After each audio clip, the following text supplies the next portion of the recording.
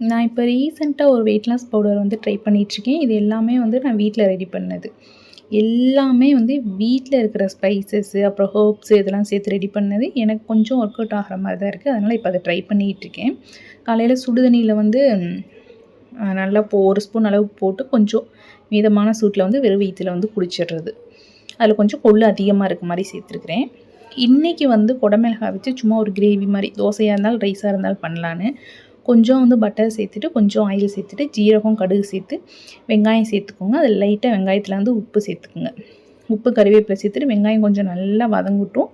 ரைஸ்க்கும் சாப்பிட்றதுனால நான் இதில் தக்காளி சேர்க்குறேன். இல்லைன்னா வந்து தக்காளி இல்லாமல் நீங்கள் இட்லி, தோசைக்கு பண்ணுறீங்கன்னா தக்காளி சேர்க்க வேண்டாம். தக்காளி கொஞ்சம் வதங்கினதும் ஒரு 1 1/2 ஸ்பூன் அளவுக்கு கடலை மாவு வந்து அப்படியே சேர்த்துக்குங்க. அதையும் சேர்த்து மிக்ஸ் பண்ணி பச்சை வாசம் போகட்டும்.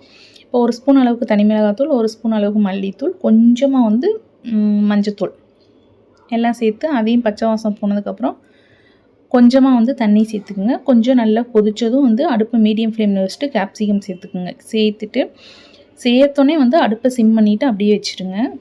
அது ஒரு 2 3 நிமிஷத்தில் நம்ம சேர்த்துருக்க பட்டர்லாம் வந்து மேலே அப்படியே சூப்பராக அந்த பட்டர், எண்ணெய் எல்லாம் சேர்த்து சூப்பராக வரும். இந்த மாதிரி வந்ததுக்கப்புறம் அடுப்பை ஆஃப் பண்ணிவிட்டு லாஸ்ட்டாக கொஞ்சம் பட்டர் சேர்த்துட்டு கொத்தமல்லி எல்லாம் தூவிட்டிங்கன்னா சூப்பராக ரெடி ஆயிடும். இன்றைக்கி நான் வந்து பாசிப்பருப்பு தோசையும் கேப்சிகம் கிரேவியும் சாப்பிட்டேன். நீங்களும் ட்ரை